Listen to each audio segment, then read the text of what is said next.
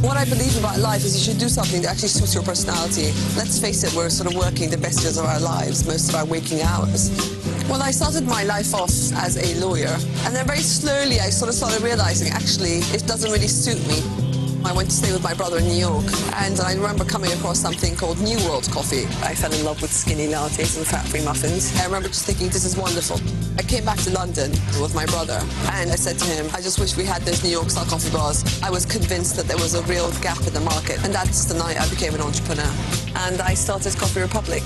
It took us about a year to open the first store, and then we grew from 1 to 7, 30, 60, 80, 100. So I left in 2001. I realized once I left, that dream I had for my career about loving what I do, that dream had come true in building Coffee Republic. This whole idea I had that I was in any sort of a comfort zone is actually a complete illusion.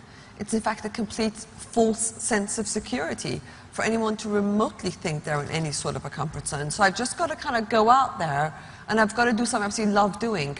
People often ask themselves, am I creative? And that's such a block. You shouldn't ask yourself, are you creative, are you entrepreneurial? Everyone is.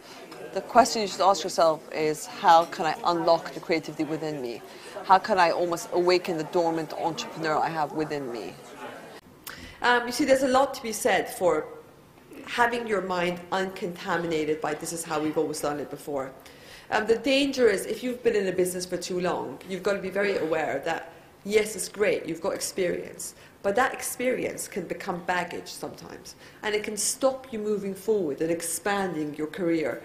And sometimes you just got to, shake off what you know, because with technology, I mean, you guys more than anyone else know, it's changing so fast that how can we possibly apply what we knew ages ago? So there's a lot to be said for having your mind almost uncontaminated by this is how we've always done things. But I think in this generation, because of technology, that's allowed every single person to behave just like an entrepreneur.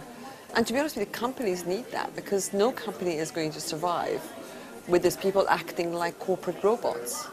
A company doesn't need a corporate, or used to need it, but it doesn't, because they need people to be awake and innovative and come up with new ideas and try new things and be alive in what they do. Otherwise, the company stays behind and you become a sort of dinosaur. I think we're all creative, we all have it in us. It's just that once we're out there, we sort of ignite our creativity, we give it fuel. And so when your businesses are bigger, as you're getting bigger, don't forget to go out there as you did at the beginning, because that's where you get all the ideas. The same research report you're reading, your competitors are reading, so it gives you no new insight. So you've got to forget about how things have always been done, so you find new ways of doing things. Every new idea you have, however brilliant, will get shot down immediately. And part of the innovative process is to realize that actually people have a status quo bias, people hate new things, people reject new things, and it's up to you to persist until you get a yes. We don't miss it, we see it and we grab it. And if you grab it, you've got to take the leap. And if you take the leap, I, for one, will guarantee the net will somehow always be there to catch you. Thank you very much for listening. Thank you.